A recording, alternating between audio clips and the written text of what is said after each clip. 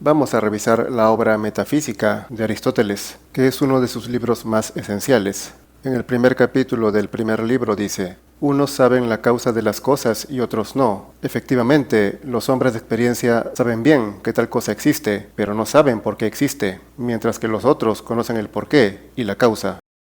La experiencia está al alcance de todos, pues todos pueden sentir las cosas mediante los sentidos. En cambio, no todos tienen el pensamiento o intelecto suficientes para conocer las causas. Sigue.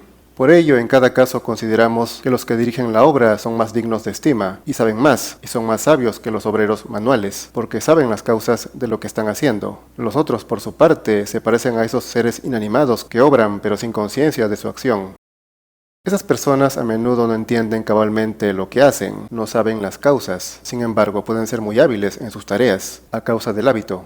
Dice: la superioridad de los jefes sobre los operarios no se debe a su habilidad práctica, sino al hecho de poseer la teoría y conocer las causas. Es evidente que el jefe también conoce la experiencia, y aunque no sea experto en la práctica como el obrero, el hecho de conocer las causas y la teoría lo hace más importante, porque para actuar primero hay que saber, pensar.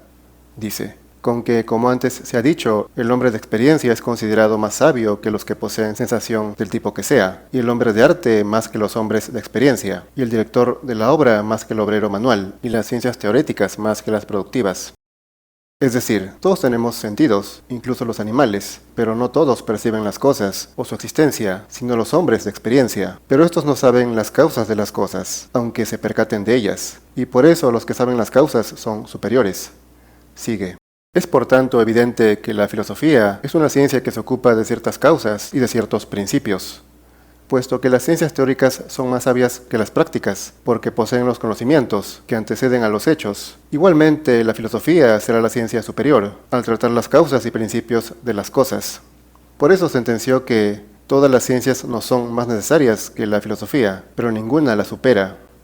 En efecto, en la vida práctica muchas ciencias son necesarias: la física, la medicina, la química, la historia, la economía. Mas la filosofía no se limita a la vida ni a este mundo, sino que se remonta al principio del universo y al origen de las cosas. Dice: las más exactas de las ciencias son las que versan mayormente sobre los primeros principios. La ciencia que estudia las causas es la que puede enseñar mejor, porque los que explican las causas de cada cosa son los que verdaderamente enseñan. Sabe realmente quien conoce los principios, y solamente los que entienden las causas están capacitados para enseñar a otros. La mera práctica no basta sin saber el porqué de cada cosa, asegura. Concebimos al filósofo principalmente como conocedor del conjunto de las cosas, en cuanto es posible, pero sin tener la ciencia de cada una de ellas en particular. El filósofo sabio posee conocimientos generales, universales. Conoce en general todas las cosas, pero no es especialista en ninguna en particular, pues esto corresponde más al hombre de experiencia, que puede ser experto en una tarea concreta o en una ciencia particular, sin necesidad de conocer la causa de esa ciencia. Dice: el filósofo posee perfectamente la ciencia de lo general, sabe en cierta manera todo lo que se encuentra comprendido bajo lo general, pero puede decirse también que es muy difícil al hombre llegar a los conocimientos más generales, pues estos se encuentran máximamente alejados de las sensaciones. Todo se hace más difícil de saber y de comprender, cuanto más alejado esté de los sentidos, pues uno percibe las cosas mediante las sensaciones. Sin esto solo queda el intelecto, el pensamiento, que no son cosas que puede poseer o ejercer cualquiera, pues se requiere mucha reflexión y esfuerzo intelectual. Prosigue. El que puede llegar al conocimiento de las cosas arduas, aquellas a las que no se llega sino venciendo graves dificultades, ¿no le llamaremos filósofo? En efecto, conocer por los sentidos es una facultad común a todos, y un conocimiento que se adquiere sin esfuerzo no tiene nada de filosófico. Sí, pues, si los sentidos bastaran para tener conocimientos, todos serían sabios, incluso el que tenga poca o ninguna inteligencia, pues bastaría con sentir las cosas para conocerlas. El intelecto requiere mucho esfuerzo, no se trata solo de leer y repetir lo que otros dicen, sino de ejercer el pensamiento propio. Continúa. Y entre las ciencias, aquella que se busca por sí misma solo por el ansia de saber y por amor al conocimiento, es más filosófica que la que se estudia por sus resultados. La filosofía es amor a la sabiduría, así en la medida en que una ciencia tenga por objetivo el solo hecho de saber, la sabiduría en sí, sin buscar ganar algo a cambio, más filosófica será esa ciencia. Dice: conocer y saber con el solo objeto de saber y conocer, tal es por excelencia el carácter de la ciencia de lo más científico que existe. El que quiera estudiar una ciencia por sí misma, escogerá entre todas la que sea más ciencia. Lo más científico que existe lo constituyen los principios y las causas. Estudiar una ciencia por sí misma es buscar el conocimiento de la ciencia en sí. La propia palabra ciencia proviene del latín y significa conocimiento, por mucho que hoy la ciencia sirva para efectos prácticos. Y puesto que el conocimiento es el origen de la ciencia, lo que explique ese conocimiento, los principios y las causas, la filosofía es lo más científico que existe.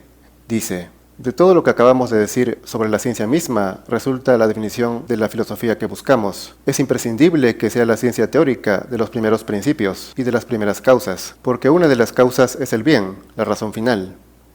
La filosofía es la ciencia puramente teórica por antonomasia. Evidentemente, la posesión de este conocimiento ha de reflejarse en la vida diaria, una vida teorética, tranquila, poco práctica. Como dijo en Ética Nicómaco, la actividad divina que sobrepasa a todas las actividades en beatitud será contemplativa, y en consecuencia la actividad humana que está más íntimamente unida a esta actividad será la más feliz.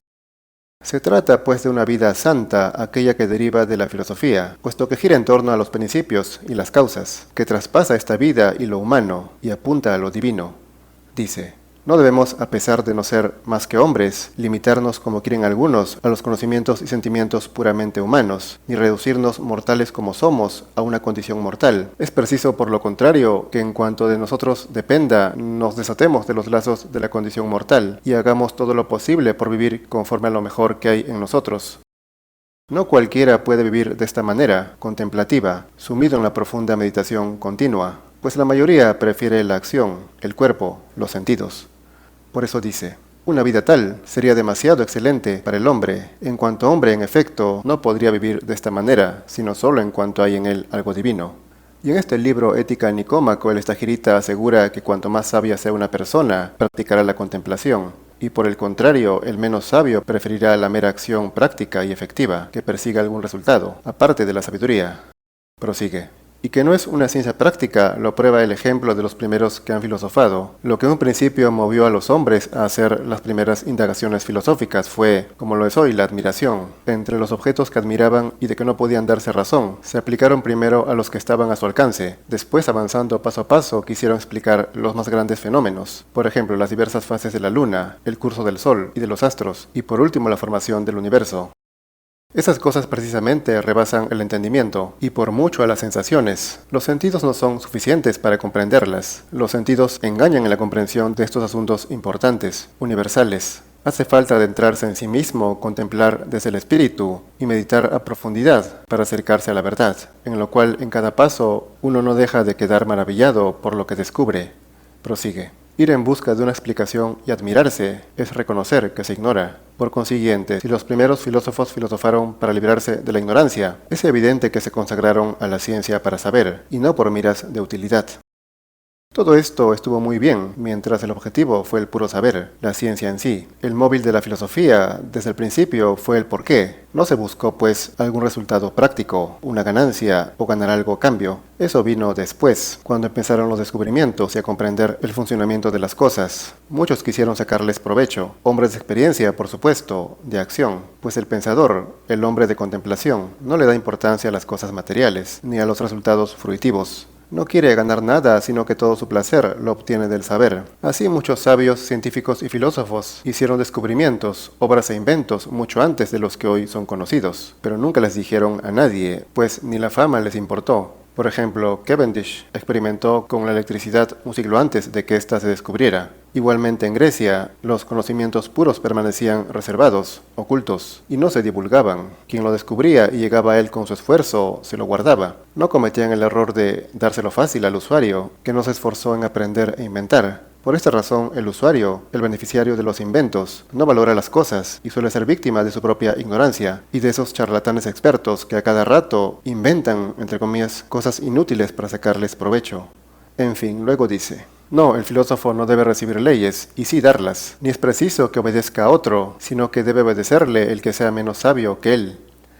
La jerarquía ha de depender de la sabiduría. Esto es compatible con la ciudad ideal de Platón, el maestro de Aristóteles, en la cual gobiernan los filósofos, y entre ellos manda el mejor, y en la cual tienen reglas que solo aplican a su clase, como por ejemplo no acumular cosas materiales ni entregarse a placeres groseros. Eso se lo reservan al pueblo, pero sin excesos, al sujeto promedio inferior, que puede tener cierto grado de libertad, pero de ninguna manera entrar en política o mandar. Eso es para el hombre superior, el filósofo, entregado a la contemplación.